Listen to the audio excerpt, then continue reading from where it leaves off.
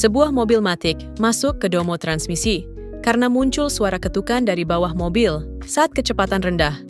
Setelah dilakukan pengecekan, ditemukan baut dudukan gearbox yang kendor dan sempat bergesekan dengan rangka. Tim kami melakukan pengencangan ulang dan mengganti satu baut yang aus. Setelah diperbaiki, suara hilang total dan mobil kembali nyaman digunakan tanpa gangguan. Kalau teman-teman ada masalah mobil Matic, coba konsultasikan dulu masalahnya ke domo transmisi.